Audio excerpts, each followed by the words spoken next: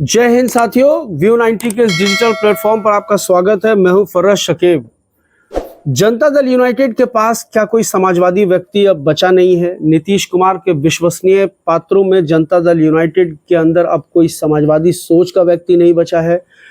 उस जनता दल यूनाइटेड में जो जनता दल यूनाइटेड जॉर्ज फर्नांडिस की मानी जाती है, तो आखिर ऐसी क्या मजबूरी थी जो संजय झा जैसे धुर दक्षिणपंथी को जनता दल यूनाइटेड का राष्ट्रीय कार्यकारी अध्यक्ष बनाया गया, जबकि अभी तक राष्ट्रीय कार्यकारी अध्यक्ष का कोई पद जनता दल यूनाइटेड में तो कम से कम नहीं था। बात उस दौर में भी अगर हम करते हैं जब 2004 के समय में जॉर्ज फर्नांडिस जनता दल यूनाइटेड के अध्यक्ष हुआ करते थे और उनकी तबीयत जब नासाज रहने लगी थी, उस वक्त भी कोई कार्यकारी अध्यक्ष नहीं बनाया गया था। तो फिर आज ऐसी क्या मजबूरी है 20 सालों के बाद, जब एक दक्षिणपंथी पॉलिटिकल अफिलिएशन रखने वाले व्यक्ति को जनता दल यूनाइटेड में राष्ट्रीय कार्यकारी अध्यक्ष बनाया गया है? संजय झा के बारे में सब लोग जानते हैं। उनका पॉलिटिकल एफिलिएशन आरएसएस के साथ है, भारतीय जनता पार्टी के साथ है। पहले वो विधिवत रूप से भारतीय जनता पार्टी में ही थे। भारतीय जनता पार्टी से वो विधान पार्षद रहे हैं 2006 से लेकर 2012 तक, और जब विधान पार्षद का कार्यकाल उनका समाप्त हो गया और उसके बाद भाजपा ने उनको रिपीट नहीं किया था, तो उसी के बाद वो फिर जनता दल यूनाइटेड में शामिल हो गए थे। और लेकिन जनता दल यूनाइटेड में शामिल जरूर हो गए थे, लेकिन मन उनका फिर भी भाजपा ऑफिस में ही पड़ा हुआ था। अरुण जेटली के काफी करीबी माने जाते हैं, राजीव प्रताप रूडी के पीए भी रहे हैं। तो ऐसी क्या मजबूरी थी कि संजय झा को राष्ट्रीय कार्यकारी अध्यक्ष बनाया गया, या किसके कहने पर बनाया गया? ये एक बड़ा सवाल है। क्या जनता दल यूनाइटेड के अंदर कोई पांडियन मॉडल अप्लाई करने की जुगत बना रही है भारतीय जनता पार्टी? पांडियन मॉडल हम लोगों ने अभी देखा है उड़ीसा में, किस तरह से एक ब्यूरोक्रेट बीजेपी में शामिल होते हैं, भारतीय जनता पार्टी के रास्ते शामिल होते हैं, अष्टवी वैष्णव के जरिए वो शामिल होते हैं, और उसके बाद पूरी पार्टी का कबाड़ा करके फिर राजनीति से संन्यास लेके किनारे हो जाते हैं। यानी जो टास्क भारतीय जनता पार्टी के मार्फत उनको दिया गया था वो उड़ीसा में पूरा कर लेते हैं पांडियन साहब, और उसके बाद राजनीति से संन्यास की घोषणा कर लेते हैं। तो क्या संजय झा को कोई ऐसा ही टास्क दिया गया है? हालांकि टास्क इससे पहले भी दिया जाता रहा है भारतीय जनता पार्टी के लोगों के द्वारा। आरसीपी सिंह को भी टास्क दिया गया था, प्रशांत किशोर को भी टास्क दिया गया था, लेकिन वो पूरा नहीं हो पाया। तो ऐसी क्या मजबूरी थी कि संजय झा को राष्ट्रीय कार्यकारी अध्यक्ष बनाया गया? अब इसके दो पहलू हो सकते हैं। या तो भारतीय जनता पार्टी के साथ नीतीश कुमार वर्तमान में जो असहजता महसूस करते हैं, या भारतीय जनता पार्टी के मन में जो एक भ्रम है नीतीश कुमार को लेकर के कि नीतीश कुमार कभी भी एलआई छोड़ सकते हैं, पार्टनर पलट सकते हैं, उस शंका को भारतीय जनता पार्टी के शीर्ष नेतृत्व के मन से निकालने के लिए संजय झा को बनाया गया राष्ट्रीय कार्यकारी अध्यक्ष, और भाजपा को यह संदेश देने की कोशिश की गई कि लीजिए अब तो हमने आपने ही आदमी को राष्ट्रीय कार्यकारी अध्यक्ष बना दिया गया है, तो अब तो हमारे पलटने का सवाल ही पैदा नहीं होता है। या फिर प्रशांत किशोर की तरह और आरसीपी सिंह की अति राजनीतिक महत्वाकांक्षाओं की तरह संजय झा की अति राजनीतिक महत्वाकांक्षाओं से भी नीतीश कुमार त्रस्त हो चुके हों, और उसी बहाने उनको साइडलाइन और उनको ठिकाने लगाने की कोई योजना नीतीश कुमार ने बना ली है। जैसे पूर्व में प्रशांत किशोर लगा दिए गए, आरसीपी सिंह लगा दिए गए। आरसीपी सिंह को बेनी प्रसाद वर्मा के थ्रू जनता दल यूनाइटेड का करीबी बनाया गया, और उसके बाद फिर उनको राष्ट्रीय अध्यक्ष का पद दिया गया। वीआरएस दिलवाकर राज्यसभा भेजा गया, और जब उनको राष्ट्रीय जनता दल यूनाइटेड का राष्ट्रीय अध्यक्ष का पद मिल गया तो उन्होंने पार्टी का सर्वे सर्वा समझ लिया खुद को, और उसके बाद अपने आप ही जाकर के भारतीय जनता पार्टी का मंत्री पद भी ले लिया। और ये बात शायद नीतीश जी को नागवार गुजरी, तो उसके बाद आज आरसीपी सिंह कहाँ है कौन जानता है। बड़े तामझाम के साथ आरसीपी सिंह भाजपा में शामिल हुए थे, वहां भाजपा में भी उनको अब कोई नहीं पूछ रहा है, क्योंकि वो जो टास्क मिला था उनको वो पूरा कर नहीं पाए। और टास्क क्या हो सकता है आपसे बेहतर और कौन समझ सकता है, हमारे दर्शकों से बेहतर और कौन समझ सकता है? भारतीय जनता पार्टी के अंदर अपना विश्वसनीय पात्र खड़ा करके कौन सा टास्क देती है? एकनाथ शिंदे मॉडल, अजीत पवार मॉडल, ये सब आपके सामने है। और या तो फिर अपने साथ रख करके टास्क दिया जाता है, जैसे 2020 में बिहार में चिराग मॉडल है, कि अपने सहयोगी, और भारतीय जनता पार्टी का ये इतिहास रहा है कि पहले वो उंगली पकड़ के स्टेट के अंदर आती है, किसी अलाई पार्टनर को ढूंढ करके गुजरात में भी वो किसी और के कंधे पर बैठकर भारतीय जनता पार्टी की जो जमीन है वो बनाई गई है। उसके बाद आज भारतीय जनता पार्टी वहां 3 दशकों से सत्ता में है।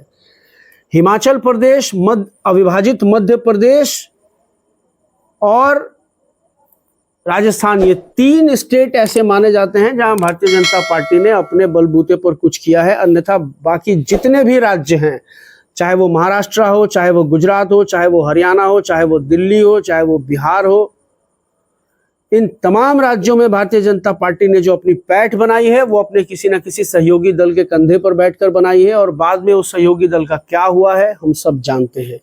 आज महाराष्ट्र में इससे बड़ा उदाहरण कुछ भी नहीं है कि शिवसेना का हाल आप देख सकते हैं। आज उड़ीसा में बीजू जनता दल का क्या हाल हुआ है आप देख सकते हैं। आज गुजरात में कहाँ है उनके सहयोगी दल, कोई जानता है क्या? बिहार में जनता दल यूनाइटेड के साथ लगातार ये कोशिश चल रही है कि किसी तरह लगातार जनता दल यूनाइटेड का कद छोटा किया जाए, नीतीश कुमार का कद छोटा किया जाए और भारतीय जनता पार्टी बिहार की राजनीति में बड़े भाई की भूमिका में आ जाए। ये अलग बात है कि ये उसका फेस क्राइसिस है कि भारतीय जनता पार्टी के पास नीतीश कुमार के कद का कोई एक नेता नहीं है जो बिहार की सरजमीन से आता हो।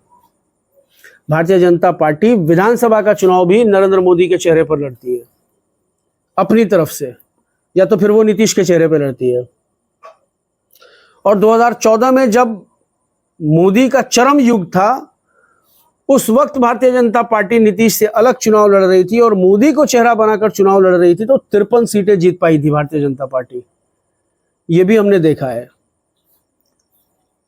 और तब से कोशिश हो रही है, 2020 में तो मजबूत कोशिश हुई उसकी, और नीतीश कुमार की जो 70-80 विधायकों की संख्या हुआ करती थी उसको घटा करके जो है वो 43 तक छोड़ दिया गया, ला करके आधी कर दी गई।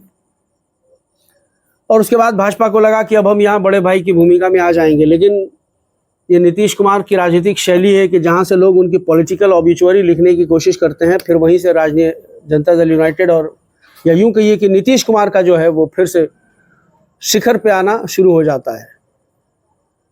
तो 2020 में भी लोगों ने यह क़यासआराई की थी। 2014 के लोकसभा चुनाव में भी लोगों को लगा था कि अब जनता दल यूनाइटेड नहीं बचेगी, जनता दल यूनाइटेड खत्म हो जाएगी।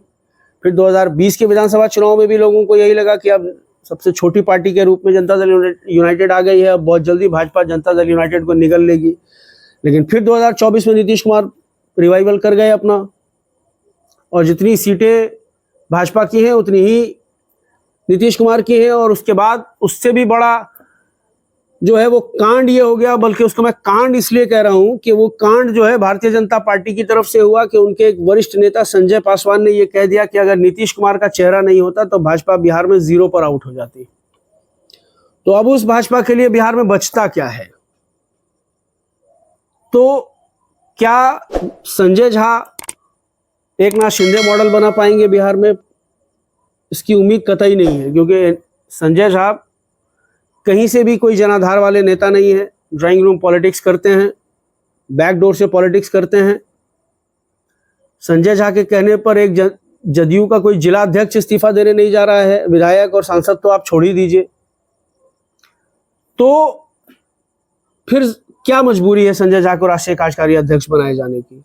और कहा जाता है कि पार्टी के अंदर में जो पिछड़ा वर्ग है, अत्यंत पिछड़े नेता हैं, ओबीसी समाज से जो आने वाले नेता लोग हैं, उनके अंदर एक रोष है संजय झा को कार्यकारी अध्यक्ष बनाए जाने को लेकर के।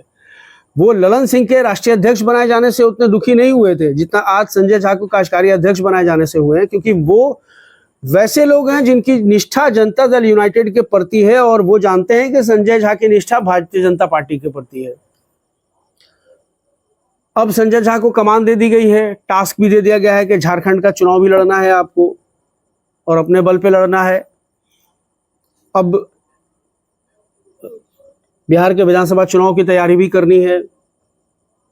देखिए क्या कुछ हो सकता है। और बहुत संभव है कि नीतीश कुमार पूर्व के राष्ट्रीय अध्यक्ष और राष्ट्रीय उपाध्यक्ष प्रशांत किशोर उर्फ भविष्यवाणी वाले नेता, उनकी तरह ही संजय झा को साइड लगाना चाहते हैं, ठिकाने लगाना चाहते हैं, इसलिए उनको एक कुर्सी पे बिठा दिया गया है और बाद में उन पर भारतीय जनता पार्टी के प्रति ज़्यादा ईमानदार होने और उनके पॉलिटिकल एजेंट होने का आरोप लगा करके उनको जनता दल यूनाइटेड से उनकी विदाई तय कर दी जाए।